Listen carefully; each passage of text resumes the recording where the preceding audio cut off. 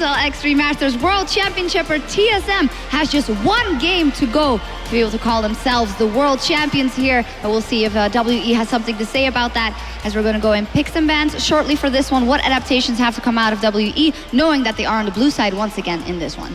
The draft really has to change for them, and they should think about what the goals for their team are and play accordingly. If you pick a late game composition, you don't have to go all in the early game. If you have to recognize that TSM's goals are in the mid game in both compositions. Let them have that mid game, focus on just playing a little bit further back. And Rated, you had a very interesting theory, by the way, about the Janna lock-in early for TSM in last rotation. Even though we first thought that it wouldn't be ideal, they had seen what WE was going to pick. Yeah, there's kind of an adaptation for mindset in a way in the second game of a best of 5. You just see what the enemy played and try to adapt to it. So I feel like World Elite was trying to get into TSM's games, give them any, try to pick a hard engaged comp, and they didn't get rid of that thought anymore. Even though with the Janna pickup, they just kept picking that way, and it just didn't work out the way they wanted it to work. Another thing that might fly under the radar is the Sivir pick for Wild Turtle has really been working out. Most damage dealt to champions in both games, I do believe, but that's not something that you would ban out naturally, but it is working very well for TSM. It has been banned this tournament though, and I actually agree with you. I think the Sivir pick has done wonders for TSM. It also plays into their current game plan. Find a target, eliminate the target, and then run down whoever's silly enough to stick around. But for me, the biggest question is can Spirit play something better than Jarvan?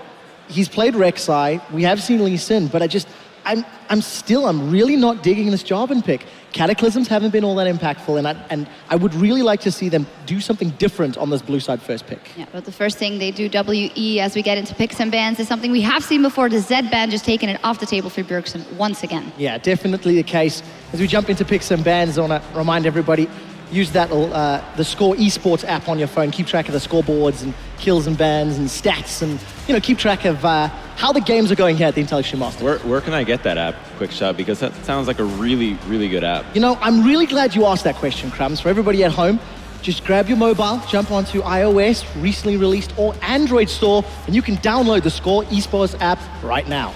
We're into picks and bans, and in Rated, now that we've got the business out of the way, Zed, Lulu, Victor, same bans from WE. They are not wanting to give any of those champions over to their opponents. I feel like the second game was just not a comfortable style for World Elite. I feel like they're going to fall back to kind of the same champion composition they ran the first game, because it worked for them up to the point where TSM just took over and had 2 really good team fights and just snowballed it from there. They were ahead essentially for a long time, so I feel like the composition is going to be a similar playstyle than before. Finally, we see the Sivir first pick. I was hoping during the preparation for this game, that the teams would prioritize this champion. And, this now makes the Maokai a little less effective with TSM locks it in. Just because of the spell shield, you're not going to be able to twisted advance onto the Sivir. And the Morgana allows for the Maokai to be a little bit better. But if World Elite gets their hands on a Janna right here, the Maokai could have a really difficult time engaging.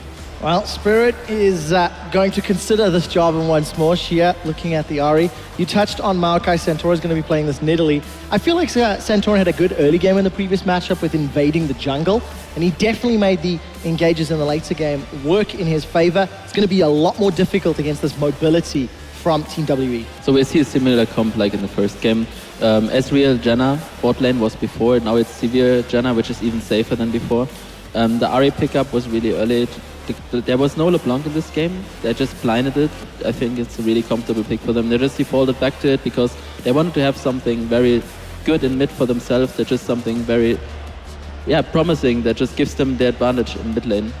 Well, something that has garnered TSM an advantage in the past is that Lucian and Annie both securing wins for TSM. Lucian is locked in. Really strong lanes for the TSM, but what I want to see from World Elite here is a speed comp of Rengar. Rengar is really good against Annie because you can get the jump on her. Against a hard engaged composition that is fragile, such as the one that TSM is running with the Annie and the Nidalee, if you get the jump on them first, you will win these fights because you force the Annie to use cooldowns on the wrong targets. But, again with the Jarvan, but hopefully their team composition makes a little more sense with the Sivir, the speed up Hecarim, so they might be able to pull it through this game. And for TSM, last pick, we're probably going to see Alessandra again.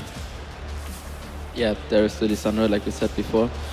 I feel like the rundown comp is still there, even though they don't have a Rengar. I think that the Jarvan Hecarim combo with the severe speed up and the RA follow-up in general just should work in their favor against the hard engage. The Lissandra might negate some of it because she can just go in and just disengage as good as possible. Dyrus can soak up a lot of damage, but I feel like the Annie will not work the same way it did in game 1. Well, a couple of seconds left before we jump into the game. Slightly different decisions. Crumbs, do you think TSM has the better comp here? I think they do, but they have to recognize how fragile and where their damage is coming from. If they get locked down, the Maokai, before you had a Rumble, so you had almost a 5 threat composition with the AP on the Annie, you no longer have that. Yeah, TSM going all in with this one with their eyes on the cup. Can they bring it home? We'll find out in a quick second. I prefer.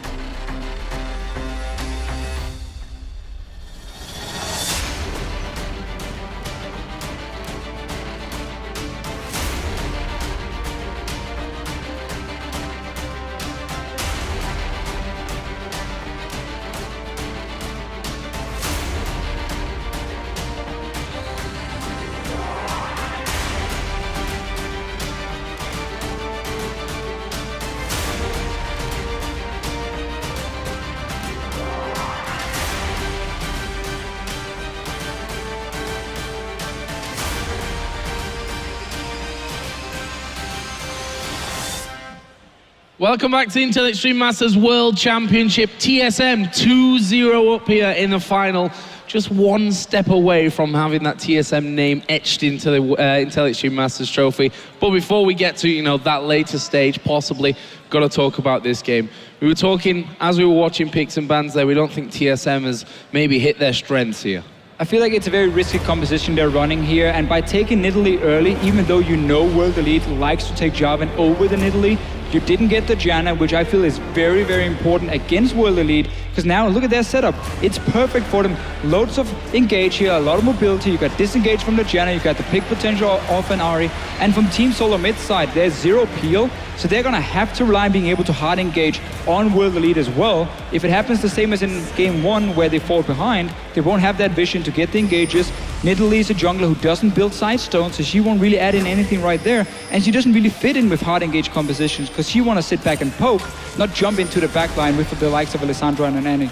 Yeah, I like the Aluka pickup. We did see him grab the Hecarim into Maokai against the GE Tigers, and he actually looked like he was doing quite well in that matchup overall, and he did find some good ultimates at the end. But I agree. I think that perhaps a Nami would have been a better support choice here, but with Lustboy's exceptional performance on that champion in game 1, I suppose it is kind of justified, but the speed that we're going to see from WE with all of the Sivir coming in is going to make it really difficult to pull the same kind of tricks. And it's going to be so tough because late game you're going to have a QSS, maybe a Mikhails from the Janna, you're going to have spell shield from the Sivir, and of course the ulti as well from a Janna to really avoid your backline dying. And that's going to make it nearly impossible for Bjergsen to find a target that doesn't have a cleanse or a way of basically avoiding his ulti. We're going to have to see how Team Solomid wants to play it, at least for now. They do spot the 2-on-2 in the bottom lane with this D-board they've placed for some level 1 information, and Wild Turtle's already gone all the way to the top side. Yeah, so they will see that the support in the bottom side. No little recall tricks there or anything like that. Instead, WE just giving them the information they need. And Annie on the bottom side, this looks like a quick gank, possibly. I do like this though, lane swapping on a Hecarim. We know he's a trendy force champion who needs to hit his spike if he wants to really be the big carry. But we also know Aluka, he likes to go home guard early with Phage, and then he builds tanks from there. So even if he gets denied, he will still be somewhat tanky for these mid to late game team fights, not just blindly rushing in Trinity Force for him, at least. But I like the lane swap here from Team Solo Mid. They get a blue buff as well on the weak side of the map because there's no invade from World Elite and a quick gank in the mid lane. Well, Here we go. Got the speed boost from the Orb of Deception, though. So can they pull it off? Yiza is there. this could be a little bit dangerous for them. There was no stun up there for Lustboy, but there is now, and that will force a flash from UJ. Probably better safer than sorry in that position. Yeah, I think that's definitely the safer move right there. Lustboy did, in fact, use this lane swap to try and get Bjergsen ahead on this Lissandra. And Luca there, taking a bit of harass from Wild Turtle into the top side. Meanwhile, Dyrus getting a lot of farm down here, is eventually chased off as Yiza returns to lane. And up in the top lane here, the wave is pushing down towards the Luca on this Hecarim, but he's been forced back already. We're gonna have to see if Team Solo Mid wants to go and dive him early on this Hecarim. Normally it's gonna be 4 guys doing it though, and as Dyrus has already shown himself in the bottom lane, it makes it a little bit more risky. But you don't want him to freely come up here and pick up all this farm once it gets pushed in from Team Solo Mid. Spirit, as always, around the dragon. If he sees too many guys, you can see how Santorin is moving on the minimap. He's on the top side. If a Lucas shows himself, he might go in and try and simply force him away from the tower and the entire wave because you just want to deny that gold from the Hecarim. Yeah, really ward into try and beyond, though, for Aluka, so he's going to have a lot of knowledge. Still going to get hit by that spear and pushed out. Wow, nice stuff here from Santorin. It's going to take Aluka low. Obviously, no finisher from that one. Wild Turtle did actually push down and try something as well, but now Dyrus has just TP'd into that bottom lane. He's managed to clear out the wave, though, and even Mystic taking a turret shot there, so shouldn't be too much danger for him. And that was just perfect from Team Solo Mid here. They didn't have to try and risk it with the dive. They could just force Aluka away. He lost the entire wave, and Dyrus managed to get level 3 in the bottom lane. That makes it a lot harder to dive him. He has a Ruby Crystal, so he's safe to sit and farm in the lane. No risk of being killed by the likes of Spirit, while Aluka has already been set pretty far behind up here in this top side. So I really like the way Team Solo Mid played the lane swap early. Yeah, we do see Spirit hesitating in the base there for a moment, waiting to pick up some more items. And now, and only now, heading into lane. So he, it's an interesting choice, him not trying to prioritize pushing Dyrus off at the bottom. One, Dyrus was able to TP and then instantly clear that wave without any kind of pressure. So... Lustboy has actually been spotted. That could actually work out a little bit dangerous for them. Let's see if they try and go for Lustboy, but look at this, Santorin's moving over as well. Spirit is still there ready and waiting. Thanks to that Raptor buff, they'll clear out the vision. Aluka gonna come back around. Spear actually did land onto him. He's baiting it. Simply baiting it. Notice how he's not running away instantly. Oh, he was spotted there, Spirit. Spear sent his way. So Team Solo Mid not falling for the trap here, not going for any dives on the Aluka and then risking being counter-ganked by both Janna and Jarvan. Yeah, they will get some more damage down on the tower, however. And that's Lustboy getting knocked up a little bit. Some damage going down onto him. But dangerous here. Aluka comes around, though. They managed to turn it on his head. Lustboy has even survived that one. And that will be first blood going over to Santorin. Very close, though. And this player from World Elite is coming way too late. If you want to defend your top tower, if you want to allow your Hecarim to farm, you got to move your support up there a lot earlier so he wasn't forced away just by Santorin showing earlier back in level 3, level 4. Meanwhile, Dyrus is now just being put in a one-on-one situation where he can pick up all the farm he needs. You saw how Team Solo Mid as well here allowed the entire wave to die on the tower before they killed it. So it's not even going to push down towards the Hecarim. This is a very tricky situation for World Elite now. And this little play, it was a smart enough trap, but it just came in way too late if they wanted to save the tower and give some farm to Aluka. And you can see that farm differential absolutely enormous right now between Aluka and Dyrus. They wanted to make that play, they couldn't get it done. And honestly, if you engage that late in that situation, Aluka in trouble. He's 2 levels down on Santorin right now. Yeah, I'm not sure. Oh, well, that's why it's fighting Spirit actually coming up the river there. Santorin now able to just pounce away to safety. And if we look at that delayed engagement, even if Lustboy had died to Aluka's Ignite, they're still going to respond with the turret anyway. Yep. Worst case scenario is or best case scenario is you trade 1 for 1 and then lose your tower. So at that point, you have to change the plan. You have to say, we're going to go ahead and hold on to the turret at that point. We're not going to try and all in a very risky situation. Or you send Spirit down to the bottom lane and you just fast push that tower, simply try and force Dyrus away, because you know that Team Solo Mid will get the top tower. You reacted way too late and simply get punished for it. Massive difference from the top laners now. Early tower, that means a BF sword also for Wild Turtle here. So he's looking to play very aggressive in the lane, especially once Lost Boy gets a few levels under his belt. Obviously these two supports have been falling behind a little bit due to some roaming around, placing a few deep wards, and obviously the early gank in the mid lane from Lost Boy as well. And they're setting up a trap here. Oh, there is the stun. It's going to go on to Mystic. They know that he used his spell shield a little bit earlier on. Actually, it was the Janna spell shield that he had on him. So Mystic taking half of his health bar down.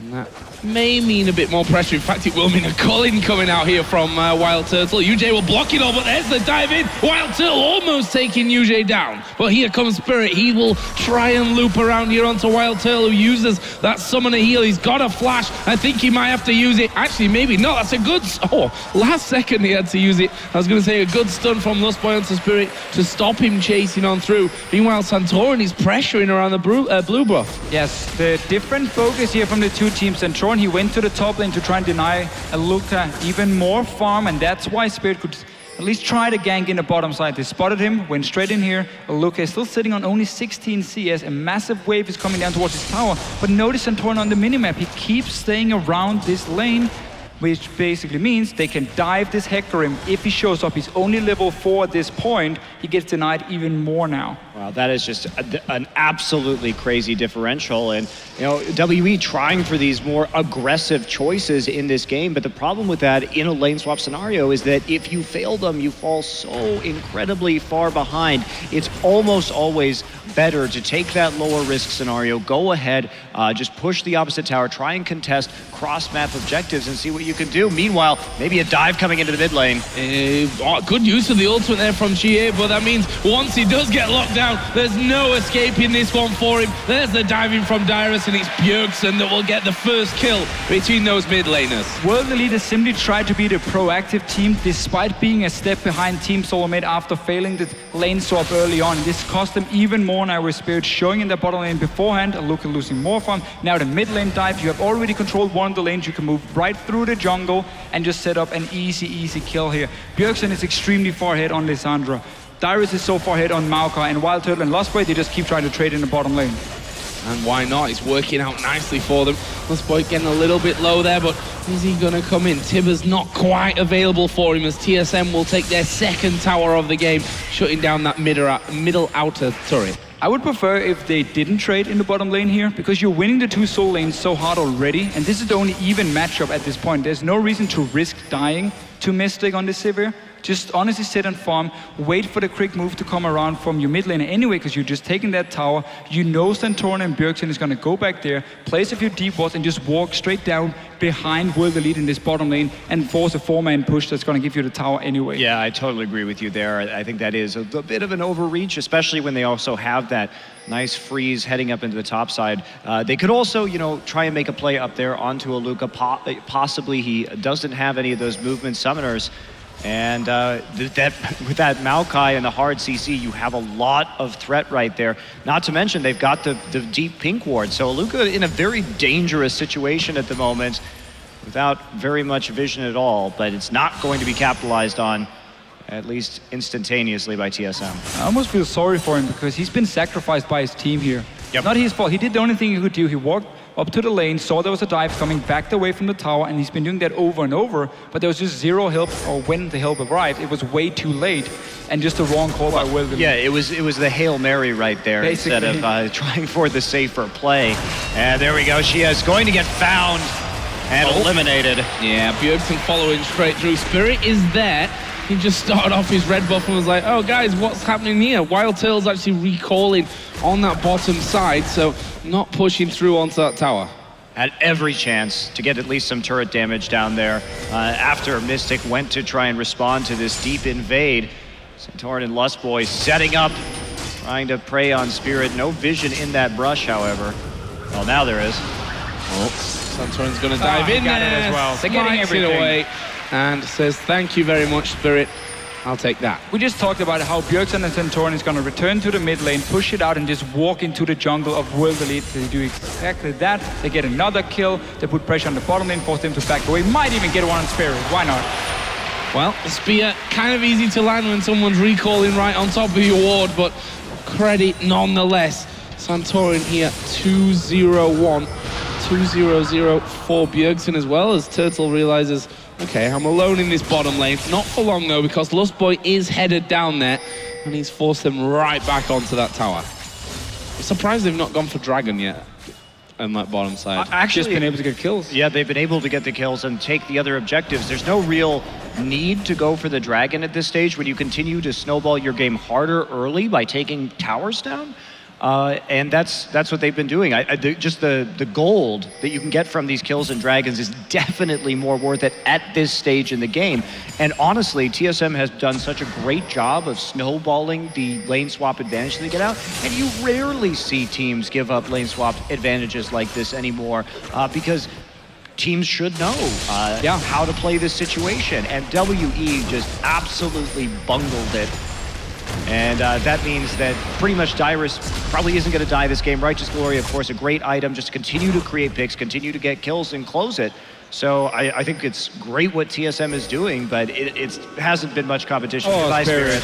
And that's a face check, and that will be a flash over the top. Will he be finished off? He will. Lustboy uses Ignite to do that, and there is a Luca, and there is the speed up from Dyrus. Actually, I think he could have possibly just gone straight in for that one. Either way, UJ is going to be separated here on that bottom side. Mystic will actually ulti to try and force Wild Turtle away. Maybe get an escape with that as well. Wild Turtle is going to go and throw out the culling. Will it be enough damage? There is Bjergsen. They get that kill. UJ somehow did escape on that bottom side thanks to, I guess, the turret that he went straight underneath. The wave not pushing quite quick enough, but this is a tower and a kill for TSM again. We've all been there in solo queue. You're sitting in the bottom lane, your two side lanes, the solo lanes are losing, and now Bjergsen wants another kill. Well, that was pretty impressive stuff there. He actually got charmed anyway, and he's going to get the kill. There is Spirit diving in. Santorin is probably going to get sacrificed, but they should be able to pick up Spirit as well. It's another one for Bjergsen. It might be a double for Bjergsen. No, not quite in range for that one.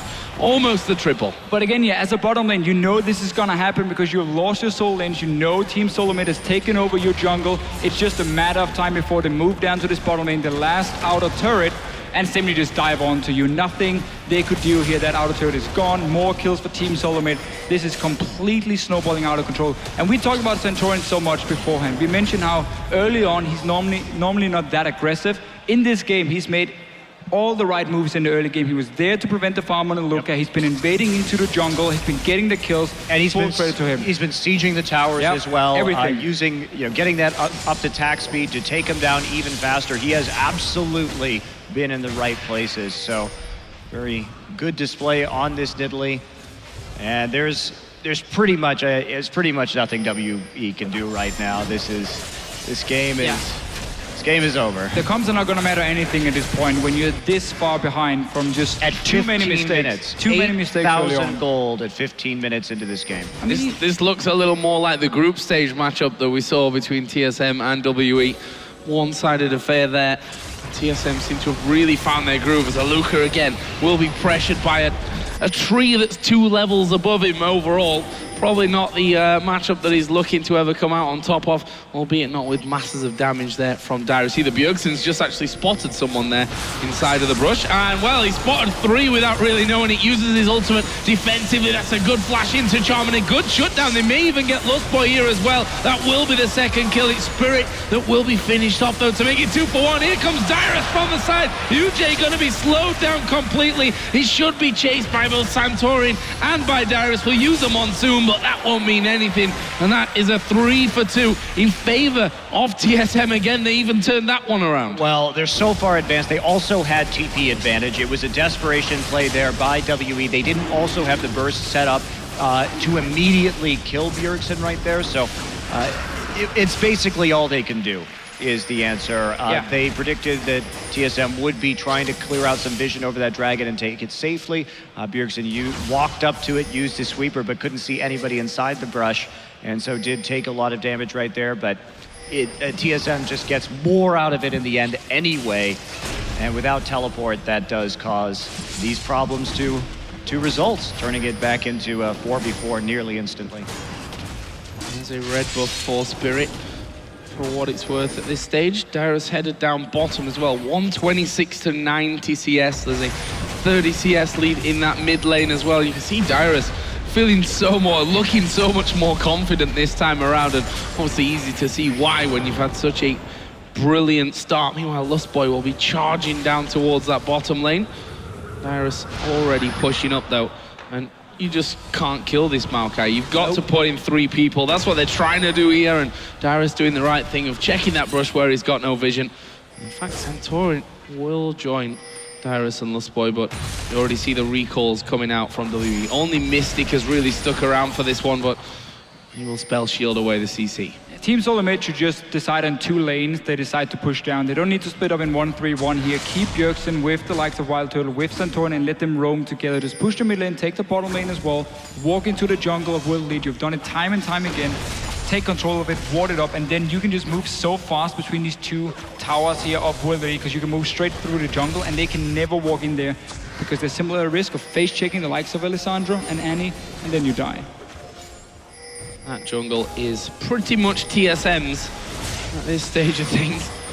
There's a pink ward going to be cleared out as well. Not exactly WE in a position to be affording so many pink wards that get instantly cleared out, but they have to try and wrestle some control back of their own jungle, and this could be the attempt that they're looking for. Spirit will go in with a Luca, but look at the turnaround from Santorin. Dyrus will get one. Bjergsen now joins the fight, but the Monsoon from UJ will cause them problems. Meanwhile, Turtle completely taking out Shia of that fight, and it leaves just a Luca trying to trot away from that one, and there are 3 men chasing him in. Once Dyrus gets the callbacks down, they pick themselves up the ace. It's the only thing WE can do, is to try and get some kills before the full vision stranglehold comes in from TSM. They found a couple of picks, but they always lose more, and with Turtle still alive, they will be able to use that attack speed bonus from the Nidalee heal just to take down these towers very quickly. I mean, this is just a tremendous advantage. WE having a very rough day. I think that's safe to say. So they go for the engage, they have to try honestly. They get a good pick first of all, but now you can just see the rest of Team Solomid. That's why we want them to go for just 2 lanes, because you can quickly collapse in the jungle. Wild Turtle obviously fighting here, cleaning up a few kills for himself. Bjergsen is extremely strong, and they're just so far ahead, and it's absolutely fantastic to see a team really snowball an early advantage and not give anything to World Elite. You take every tower, you take all the dragons, and you keep getting more and more kills, so there's nothing they can do to come back. It's really well played by Team Solomid. 38,000 to 26, a massive, massive lead. Rod of Ages for Santorin, and see him there catching a Luca out inside of the jungle. Won't be able to bully him back. Another free blue buff, basically, for Bjergsen to get a hold of. They have 4 men up by that Baron. They really don't need that Baron at this stage. And WE are trying once again to set up something, some kind of pick kills. They got 1 in that last fight, but got aced for their pleasure. TSM not going to fall for it. I mean, you're going to try and go for this This is a bit risky though. I don't feel like you need this Baron, but obviously Team Solomid want to try and force a fight, and they should be able to get it unless Spirit can maybe go for the steal, or he can die. Well, it looks more like he's going to die, but there is Chia coming from the side. Bjergsen will use an early Zhonya's to get away from that one. Cataclysm actually helping them out, but only for so long. They do manage to pick off Lustboy. Santorin will, oh no, he's not gone down. He's managed to stay alive there. Will heal himself. They pick off another one, and that is a 3 for 2. TSM was the plan from here. Pushing down the mid lane seems to be the way to go. See Sivir full HP, so Mystic shouldn't have too many issues of actually getting away from this one. TSM not going to chase. And at the end, they actually can't take an objective off of that. You can just maintain the pressure. There's no need, really. Dyrus is just so tanky at this point with a Frozen Heart. He can actually just tank a turret in between waves, potentially, while they're sieging, and just get Wild Turtle the autos he needs. Because if they walk forward to try and auto Dyrus, they're going to get Lissandra ulted. They're going to get Annie ulted. They have the perfect scenario to siege these towers without the Baron. And instead, they go for the risky play. I mean, it's just going to delay the game a little bit. It doesn't actually change the outcome, but... Just a small warning for Team Solomid. They probably shouldn't do it again for now. Still a bit early in the game, and it gives that risk of the Baron being stolen, or maybe you get caught by a 5-man Hecarim multi inside the Baron pit itself. Now, Dragon is warning, 20 seconds. World Elite should not be trying to fight for this one. Go back to your own base here. hope, honestly, that Team Soul Mid maybe go for a risky dive, or maybe you can catch them off if you set up a trap in your own jungle. That's your objective here, not fighting around the dragon itself. TSM actually pushing in. Santorin throws no spear. Thought he might be looking for that red, but had no actual vision on top of it. Meanwhile, that bottom wave has been pushed out completely. The only lane that still has an inner turret remaining, but they're going to back away, secure themselves another dragon. And there's no teleport for Luca now, so you can see Dyrus has built up a massive wave here. Team Solar may just keep pushing that with him. They can very easily go to the bottom lane now and have a potential 5 versus 4, but it seems they want to reset the whole thing again. While Turtle going back, let's see what he's buying. Just a longsword for himself, so they allow Luca to push out this wave again, and they seem to be going back towards the Baron. They really don't have need to. this. The best strategy in this situation is not to let your ward line slip in the enemy jungle and just start sieging, because you have every edge in this game in terms of the composition, and there's pretty much no way they can safely engage on you. Just use the teleport advantage as well. I mean, Darius will even be able to push up and get some damage on a tower before he potentially need to teleport down in a 5 versus 4. If Luca ever leaves that lane, well, the tower obviously will take minion damage and from Dyrus itself. So I feel like Team Solar Mid at the moment is making it harder for themselves compared to what it have to be. And they should just go 4-man together, let Dyrus split push, take the last outer turret. You got your Nidalee heal, even a Ghost Plate on Lucian that can be popped over. Luca could be pushed a little far up that lane, get him down to half. That means that they force them back, although there is no inner turret to be had in that top lane anyway. Dyrus may just finish off the last standing inner turret that World Elite have on the map, and then they're going to be confined to the base. But TSM, with that damage onto a Luca, have decided, okay, now is the safe time to back away, get ourselves a free dragon. Dyrus is still down bottom. Is he going to finish that tower? The minions will do the job for him. And look at that. Baron picked up in the nick of time. No real danger in that one. World Elite coming nowhere near them. In fact, they're in the mid lane trying to push that turret down. It's a nice use of the speed up, but and we'll get them away for now. Dyrus is still at the back of this dragon pit. Who are they going to go for? That was smart from Dyrus, keeping Xia away from that one. Bjergsen will come in. These Zhonya's will be used for Xia, but that will only delay the inevitable for him. And Bjergsen picks up the killing spree. He's now 8-2-5. His Lissandra this game and last game has been pretty damn on point. Well, that's why we often see it as a ban targeted at him, and certainly with his champion pool, though, and it really wasn't that won this game either. It's Bjergsen's been playing great. He did have a good LeBlanc game in the end, too, in the first one, but that's not really the main contributing factor here. It's that massive Maokai that Dyrus has managed to develop in the top side. Yeah, it's team play, it's teamwork. It was a great lane swap executed perfectly from Team Solar Mid. That's why they got so far ahead and could start making these plays here, because it was also Dyrus who went from the top lane and dove onto the Ahri in the mid lane that secured the tower. Another kill, obviously. So just been great teamwork all around from Team Solar Mid here. And obviously the carries getting a lot of the kills is great for them as well. Now Baron buff, running 5-man together. Just gonna start pushing in. You have so much damage on these towers and so little World Elite can do to stop you. Luca needs to recall, and you see there the spears from Santorin. But he's added a Void Staff in there now as well, so the poke is definitely real on that front, and there is Dyrus just gonna walk on in. They don't even need those minions at this point with how tanky Dyrus is, and that one will go down. He will take a couple more seconds, but not really a problem for them. It's because Wild Turtle wasn't with the team. He was in that mid lane where they'll take down another inhibitor turret and probably push through for an inhibitor itself. A spread between the top one and that middle one. WE looking to try and get involved. They're going to go for Wild Turtle. They'll actually get him low, but he will flash away from that. Santorin picks up the Rampage. Mystic and Spirit both low on the backside as well. Mystic will drop here finally, and that's 4 men down almost instantly as they try for one last engage. The stun comes in. UJ will be popped, and that is the 8th for Team Solo Mid. And with 20 seconds left on the clock, they are going to push straight through. There's the surrender. Team Solo Mid are the Intel Extreme Masters World Champions. And a great performance from TSM. They fell behind in game one, but when they turned it around through that superior team play and finding the picks, they did not relent after that. This series was all TSM's in games 2 and 3. And just picking apart WE. They came into this tournament. They did improve over the course of it, but their flaws easily recognized, and good drafts from TSM as well. And just a nearly perfect game here in the end from them. Yeah. Snowballing that early game advantage. Beautiful to watch. And they really deserve this win. A 22,000 gold lead by the end of those 26 minutes.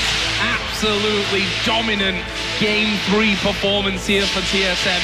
And they are going to go and collect the Intel Extreme Masters trophy.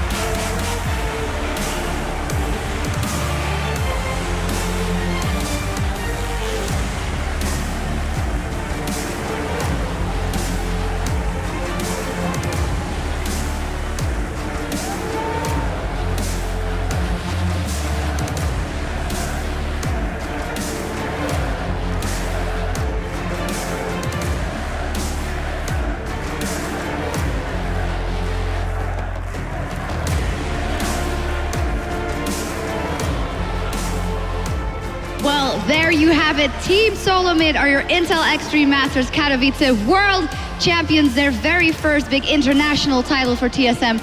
We got to put our hands together for that once again. Team Solo Mid does it here, and they end the tournament just like they started it on Friday by rolling over WE, and they just got better and better throughout this series. Yeah, I just feel like they were celebrating the win in-game.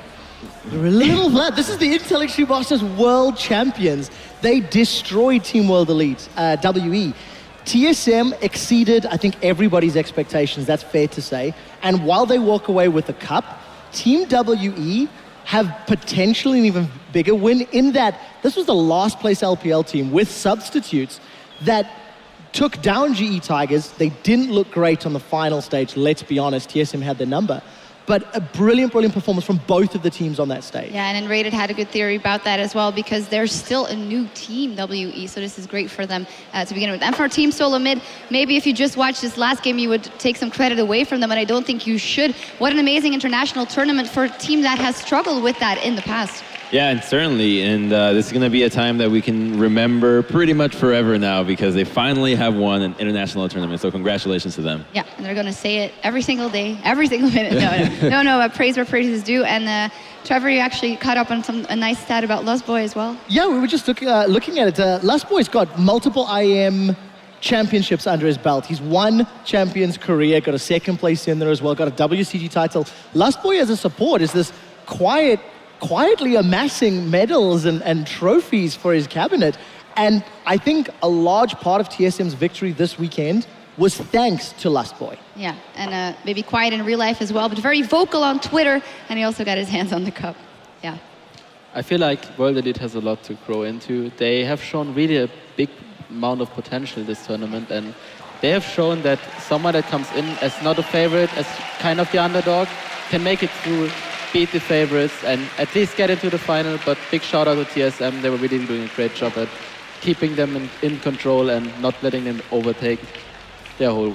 Yeah, and WE can be proud. They're getting their medals there and their check from George Wu from Intel, closing everything off. You know, it must be disheartening at this very moment, but they will be able to look back and take a lot from this. And of course, TSM can take that cup home. I don't even know how you do that. You got to ship it, I guess. And Carmack is going to give him the check. Of course, fantastic. I wonder how much this will influence their mindset. They're already #1 in NA. How they're going to take this as a run through the playoffs. I think the performance that they put on is going to be enough to help them look towards a spring split #1. Their teamwork, their dynamic, their picks and bans, everything is better than we've seen from this team all year long. I actually think that it will help them a little bit there, but we learned from them in an earlier interview that they have their sights set on Worlds right now. It may be March, but they're aiming for the long run, and this is just something they can look back and know where they have success. So international experience coming into Worlds is what you need. This team has proven themselves right now in this tournament, gained a lot of experience, and that's exactly what they're needing. Kairos is just cleaning the cup there a moment, and I want to quote an interview from him at the end of day one, where Darius was saying, we are in the Intel Extreme Masters, we don't want to do another Unicorns of Love. Remember, this is a team that got knocked out of San Jose, qualified by being the #1 team from the NALCS, and has now walked away with the trophy. Yeah. And there can't be any doubts as to the performance of TSM over the last few days. Yeah, fantastic from them. And I don't know, it's a little bit early to look towards Worlds, I would say, but definitely for them in the next couple of weeks, they show us what they got. And I think they use it for CLG Golden Age, but TSM is right on their way. And Lust Boy, not very vocal, but so proud to be holding that cup. Yeah, that sign is probably something the Fisho thought as well. Well, congratulations to Team Solo Mid, Team WE as well for their performance up to the final, but Team Solo Mid is taking the cup home and are your Intel Extreme Masters World Champions. From all of us here, thank you so much for tuning in. Thank you so much for coming here to Spodek and attending this fantastic event. Thank you to Chopra for doing a fantastic job, to Rachel for doing a fantastic job. Thank you to the Score Esports for the fantastic coverage. Yeah, well, everything was fantastic. Once again, here in Katowice. Thank you guys so much, and we'll see you next time.